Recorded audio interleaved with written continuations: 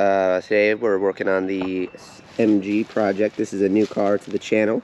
I picked it up along with another one that hopefully I'll have some photos of. Today the mission is to see if we can get this thing turned over. It's been sitting for a good while. The motor and tranny and everything are still in there. So the mission today is see if we can get it to fire up. Let's get started. So I will say the only thing I've done so far is pulled the spark plugs and added oil to the cylinders just so, you know, everything was nice and lubed before I started churning it over. But I just got a battery from Walmart. Hopefully we'll be able to see if this thing churns over. I forgot the compression tester at home though, but we'll see if it churns over and creates spark. I'm not sure if the points are good or not. Actually, I don't know if that's actually even a point distributor. But I already tried churning the fan a little bit, which turns the motor over. I made sure that the bottom was spinning, but yeah. Also, I'm not sure if there's any valves stuck open or anything like that, but yeah. Let's see if we can get it churned over. I'm also going to cut the belt because the belt is pretty rusted onto the pulleys, so I think that's going to kind of hinder it from churning over real easy. So I'm pulling the spark plugs again now that after I put the oil in the cylinders. I want to make sure there's not a bunch of compression on the crank over when I put the battery to it, so that the starter doesn't have to work any harder than it has to.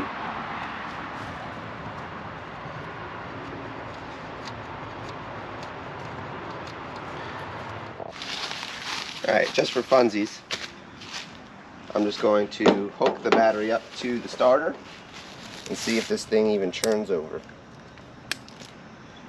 I probably should be making sure there's nothing got down the carburetors or anything that it's going to bring in, but we'll see how it goes. Negative to something negative, positive to something positive. Let's see here, the starter. It's way down yonder. Might have to get that from underneath. Yeah, that's way down there. Might have to get it from underneath there. Well, that sucks. I can't see anything.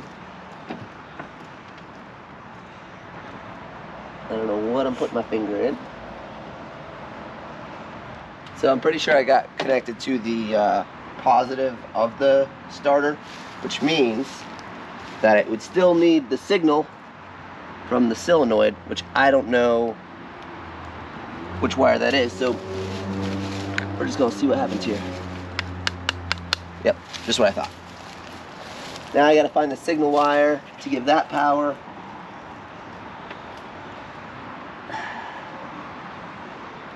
Which I think is this little guy right there. It looks like there's actually two. That's odd. I wish I could just get to the other side of that starter without it touching anything else metal and shorting out. I wonder what this does.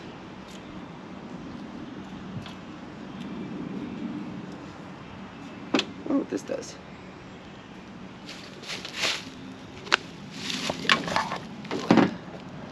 Found a random wire, not sure if it's the signal wire or not.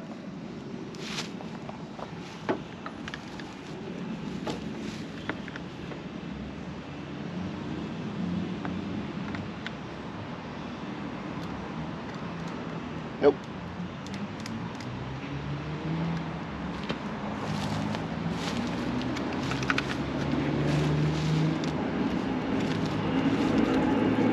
Nope.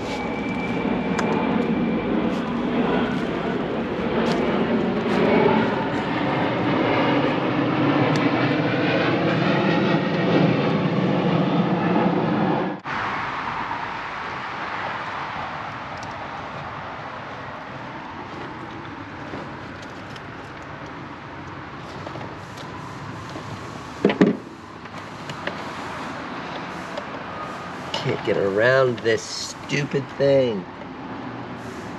Come on!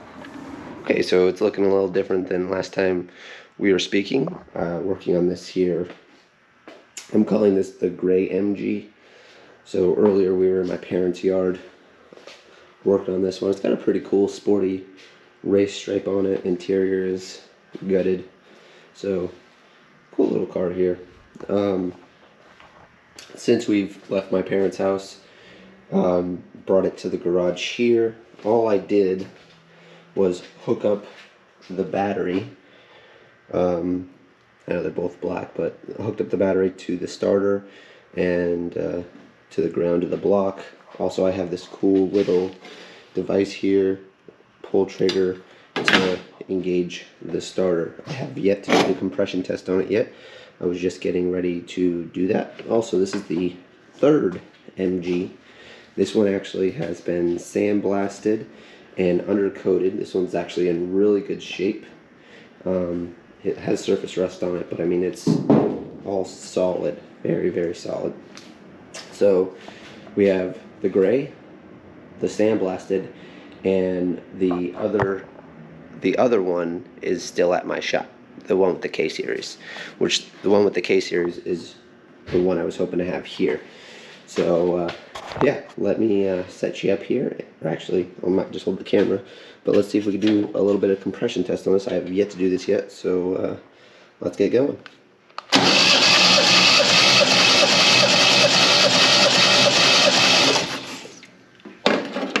Alright, number one, we're looking like we're at 175. Let me get a pen and paper and write all that down.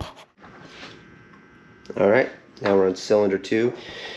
I like to lay them out like this so I know all four. Sometimes I'll stick it to the valve cover, but these valve covers are a bit on the greasy side, so I don't think the tape would have stuck, so we're just going to stick it to the fender for the time being. But as you see, we got the 175 for number 1. Now we're about to do number 2. Let's hit it with the trigger. Looking about let's call it 135. Not great. Again, we could have stuck valves, we could have stuck rings. So also the batteries sound like it's a little tired, so I have that going too. So let me twist this off. Sorry for the shaky camera. I don't have the tripod here.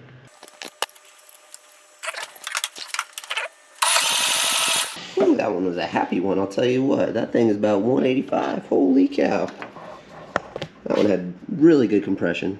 185. Look at that. It dropped a little bit, but yeah, that's at 185 there. Why does this lens seem dirty? Alright. And last but not least, let's see what we got here in the last one.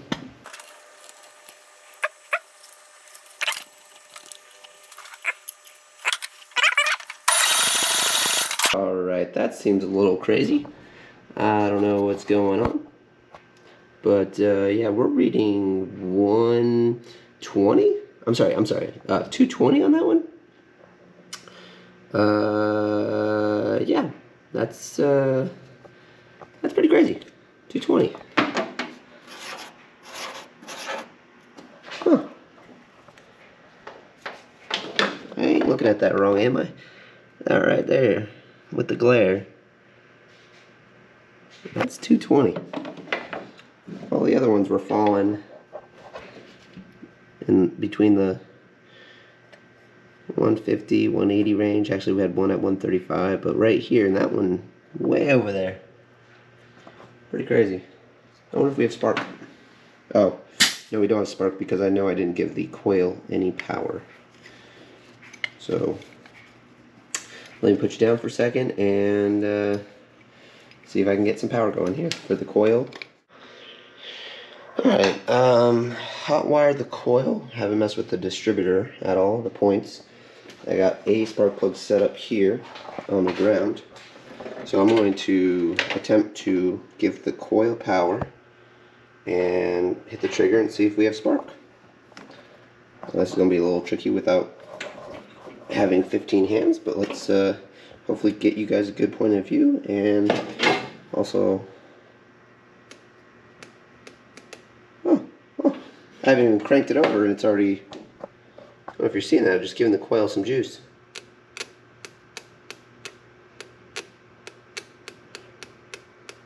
It's actually a pretty good spark too.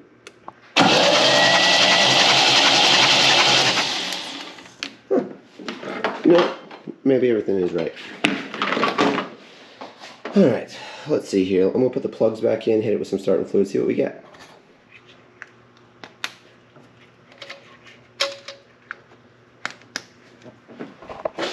Alright. So I got the plugs finger tight, everything wired up.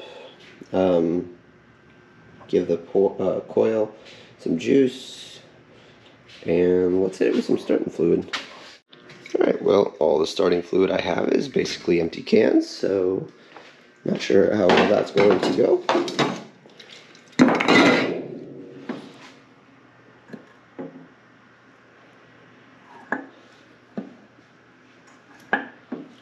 Alright.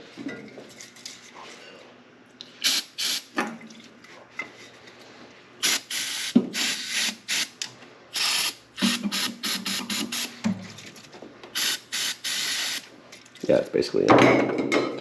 This one even sounds worse.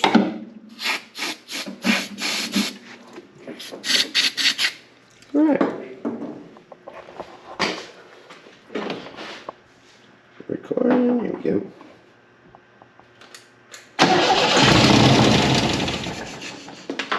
Holy shit!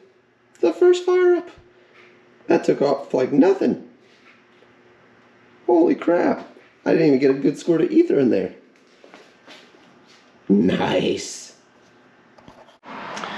Alright, so it's a new day. Beautiful day out here in Florida. As we were last night, we had it running. Today, what I'm going to try to do is get the carbs off and cleaned up. See if I can get it running through the fuel line and idling and all that jazz, and see if we can get the rear tires churning. See if all that is in order. So, without further ado, let's get these carbs off and take a look at them.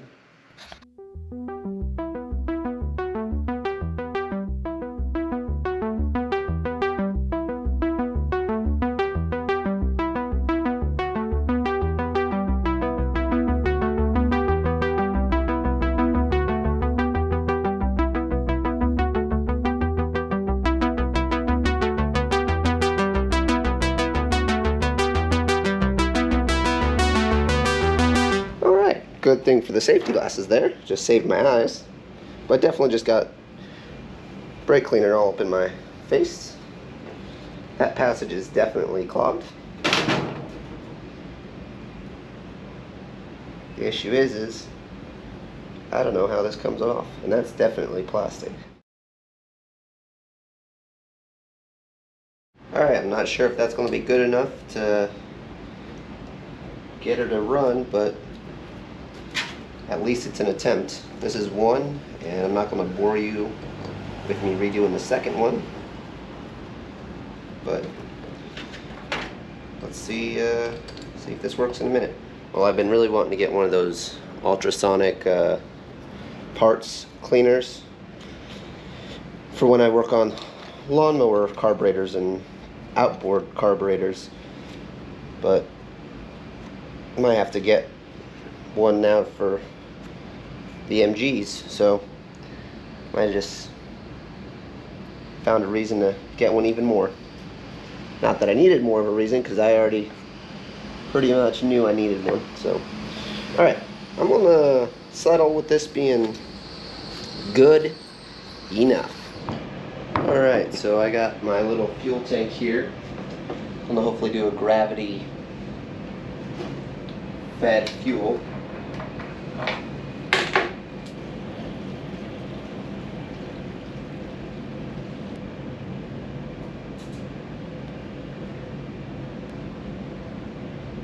Oh, that one's definitely leaking.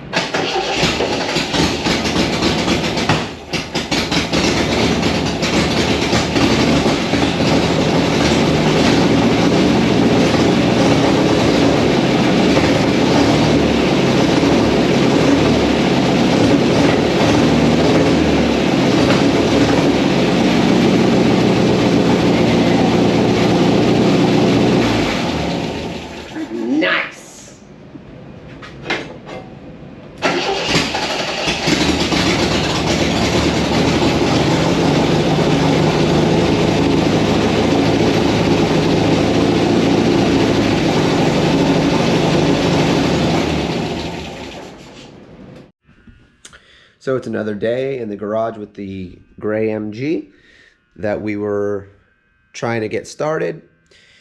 We were able to get it from my parents' backyard, where I definitely struggled to get it going there, so it was easier just to bring it to the house and get it started in my garage.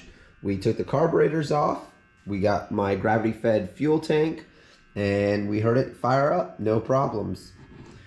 Also, earlier in the video, you saw that our compression was a bit high. I redid a new compression test after we had it running for a bit and got some heat into the engine. Wanted to see what those compression numbers would change to, and good luck there. We were able to go 175, 175. So this is the first time we did it. This is what was after we got it running. So they all pretty much balanced out. That one that was 220, now we're at 175. So it's 175, 175, 170, and 175. So now they're all pretty close to each other in compression. So I'm totally stoked about that. Also, another thing was I got it fired up and idling. We were able to actually build oil pressure. The gauge worked and everything. We had it up to about 50 PSI of oil pressure, which was awesome. Also, I put it in gear and started it, and the rear tires churned, so the gearbox works. It's not seized up. The diff works. Definitely want to take it out for a drive around the neighborhood, but unfortunately we're having issues with the master cylinder for the brakes and the clutch, so I have no way to disengage the clutch or stop. So I ordered those parts from Moss Motors. Hopefully they'll show up soon. Yeah, I really appreciate you guys tuning in. Hope you enjoyed the new content. Hope you enjoyed the new MG, and hopefully get something going there as well. But remember to like and subscribe, and I'll catch you on the next one.